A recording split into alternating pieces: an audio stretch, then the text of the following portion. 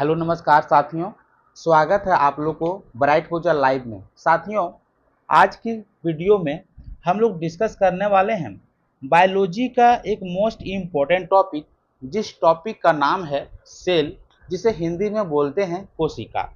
इस टॉपिक से हम लोग लगभग 150 क्वेश्चन को डिस्कस करेंगे।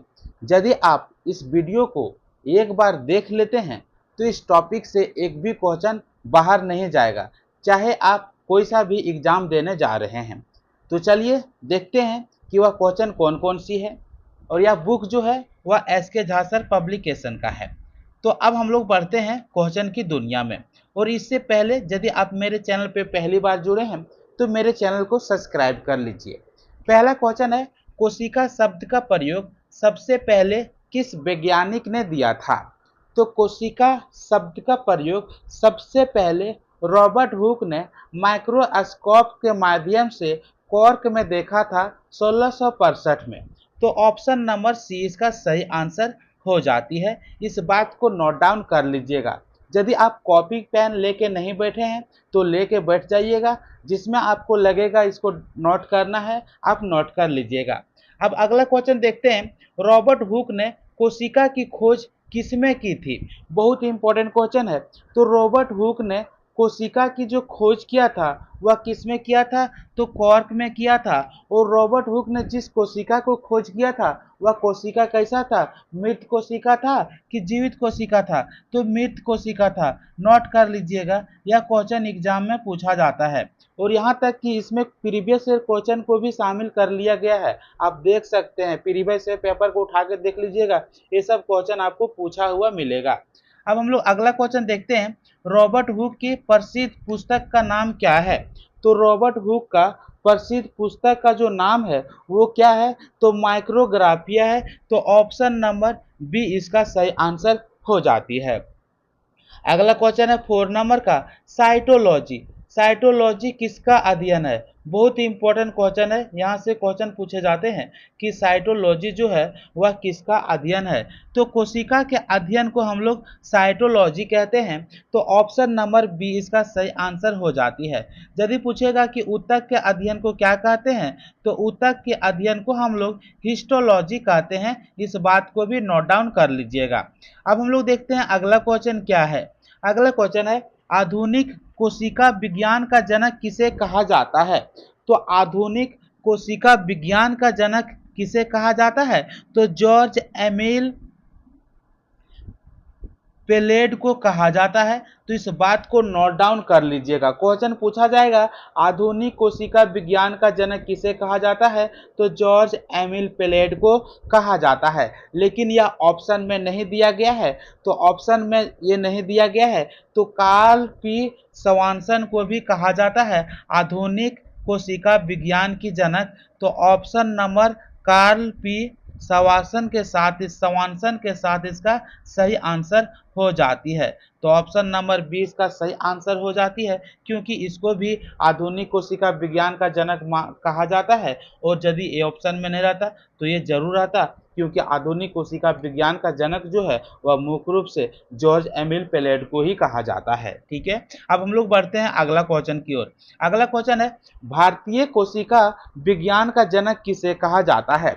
तो भारतीय कोशिका विज्ञान का जनक अरुण कुमार शर्मा को कहा जाता है। और अरुण कुमार शर्मा को जो शॉर्ट फॉर्म में लिखता है वह लिखता है ए.के. शर्मा। तो ऑप्शन नंबर 20 का सही आंसर हो जाती है। अगला क्वेश्चन है, कोशिका को किस नाम से भी जाना जाता है? बहुत इंपॉर्टेंट क्वेश्चन है। यह क्वेश्चन पूछा गया है कि कोशिका को किस नाम से भी जाना जाता है? तो कोशिका को जीवन की रचनात्मक एवं क्रियात्मक इकाई के नाम से भी जाना जाता है। तो ऑप्शन नंबर 20 का सही आंसर हो जाती है। अगला क्वेश्चन है, कोशिका को छोटा कमरा क्यों कहा गया? तो कोशिका को छोटा कमरा क्यों कहा गया? क्योंकि जब रॉबर्ट हुक ने कोशिका को देखा था कॉर्क में, तो उसका जो दिखाई रहा था, कोशिकाएं जो दिखाई दे रहा था वह कमरे की जैसा दिखाई दिया था। तो इसलिए कोशिका को छोटा कमरा कहा गया। ठीक है, तो ऑप्शन नंबर 20 का सही आंसर हो जाती है। अगला क्वेश्चन है, कोशिका सिद्धांत किसने दिया? बहुत ही इंपॉर्टेंट क्वेश्चन है, ये सभी क्वेश्चन क्या है पूछा हुआ है, ठीक है। तो कोशिका की सिद्धांत किसने दिया था, तो सलाइडन और सवान ने दिया था। तो ऑप्शन नंबर ए इसका सही आंसर हो जाती है, ठीक है। अगला क्वेश्चन पूछा जा सकता है कि रुडोल्फ विर्चो ने क्या बताया था, तो रुडोल्फ विर्चो ने क्या बताया था, तो इसने बताया था 1855 में कि नई कोशिकाएं जो होती है वह पहले से मौजूद कोशिका से मिलकर बनती है, ठीक है। तो इस बात को नोट डाउन कर लीजिएगा। रुडोल्फ विर्चो ने 1855 में बताया था कि नई कोशिकाएं पुराने कोशिका से बनती है, इस बात को ध्यान में रखिएगा, क्वेश्चन यहाँ से भी पूछा जाता है। अब हम लोग बात करते हैं अगला क्वेश्चन की ओर। अगला क्वेश्चन है ओमनी सेलुला ए सेलुला, यानी कि हर कोशिका दूसरी कोशिका से बनती है, यह किसने कहा था, तो अभी हम लोग डिस्कस किए रुडोल्फ विर्चो ने कहा था। तो ऑप्शन नंबर 20 का सही आंसर हो जाती है।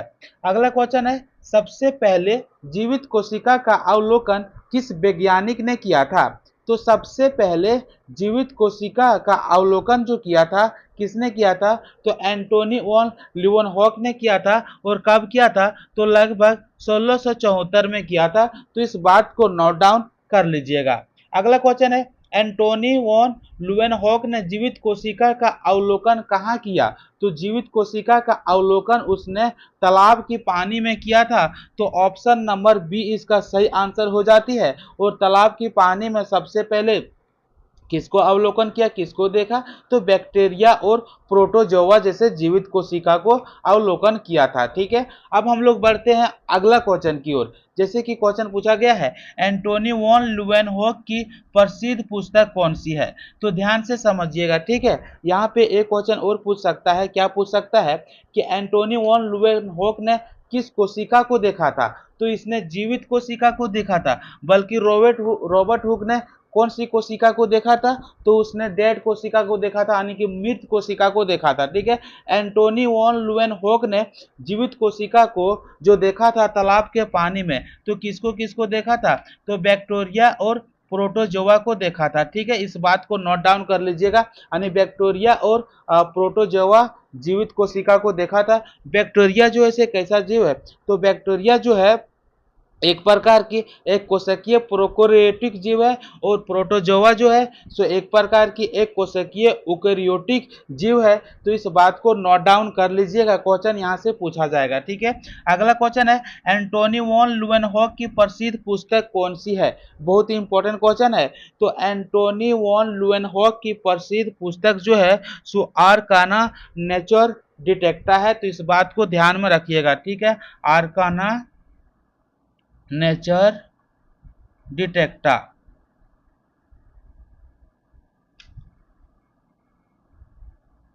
इस बात को नोट डाउन कर लीजिएगा, यहां से क्वेश्चन पूछा जाएगा। अगला क्वेश्चन है निम्न में से कौन सा सूक्ष्म जीव है, बहुत ही इंपॉर्टेंट क्वेश्चन है, निम्न में से कौन सा सूक्ष्म जीव है। तो अभी हम लोग डिस्कस किए थे कि बैक्टीरिया और प्रोटोजोआ को किसके द्वारा देखा गया था, यानी कि माइक्रोस्कोप के द्वारा देखा जा सकता है, क्योंकि यह एक सूक्ष्म जीव है। तो ऑप्शन नंबर ए और बी सही आंसर हो जाती है। बल्कि आरबीसी जो है सो एक प्रकार की सूक्ष्म जीव नहीं है। अब हम लोग बात करते हैं अगला क्वेश्चन की ओर। सूक्ष्म जीव विज्ञान का जनक किसे कहा जाता है, तो माइक्रोबायोलॉजी का जनक किसे कहा जाता है, तो एंटोनी वॉन लीवनहॉक को कहा जाता है। तो ऑप्शन नंबर ए इसका सही आंसर हो जाती है। अगला क्वेश्चन है आधुनिक सूक्ष्म जीव विज्ञान का जनक किसे कहा जाता है, तो आधुनिक सूक्ष्म जीव विज्ञान का जनक लुई पास्चर को कहा जाता है। तो ऑप्शन नंबर 20 का सही आंसर हो जाती है। अगला क्वेश्चन है कोशिका विभाजन के बाद बनने वाली नई कोशिकाओं को क्या कहते हैं, तो कोशिका विभाजन के बाद बनने वाली नई कोशिकाओं को डॉटर सेल कहते हैं। तो ऑप्शन नंबर बी इसका सही आंसर हो जाती है।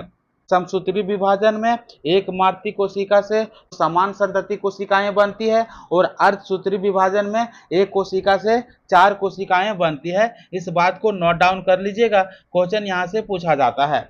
अगला क्वेश्चन है कोशिकाओं का समूह क्या कहलाता है, ठीक है। तो कोशिकाओं को समूह को हम लोग क्या कहते हैं, ऊतक कहते हैं। तो ऑप्शन नंबर 20 का सही आंसर हो जाती है। और ऊतक का काम क्या होती है, तो जीव शरीर में अंग का निर्माण करती है, इस बात को नोट डाउन कर लीजिएगा। अब अगला क्वेश्चन क्या है, अगला क्वेश्चन है सही क्रम क्या है। तो हम लोग जानते हैं सही क्रम क्या है, इसको हम लोग कैसे व्यवस्थित करेंगे, ठीक है। तो इसको सही क्रम सबसे पहले कोशिका यानी जितना भी ऊतक बनती है वह किससे बनती है, कोशिका से बनती है। तो कौन कौन सा ऑप्शन देखने को मिल रहा है, बी और सी देखने को मिल रहा है, ठीक है। अब हम लोग जानते हैं कि जितना भी ऊतक बनती है वो सभी कोशिका से बनती है, और जितना भी अंग बनती है वह सभी किससे बनती है, तो ऊतक से बनती है। तो ऊतक वाला ऑप्शन कौन दिख रहा है, ऑप्शन नंबर सी दिख रहा है, ठीक है। तो सेल से बनती है ऊतक, और ऊतक से बनता है अंग, और अंग से बनता है अंगतंत्र, ठीक है। तो अब हम लोग यहाँ पे बात करते हैं कि जितना भी ऊतक होती है सब किससे बनती है, कोशिका से बनती है, और जितना भी ऑर्गन होती है यानी अंग होती है वह किससे बनता है, तो ऊतक से बनता है, और जितना भी ऑर्गन सिस्टम होती है वह किससे बनता है, तो ऑर्गन से बनता है। तो ऑप्शन नंबर सी इसका सही आंसर हो जाती है, ठीक है। अब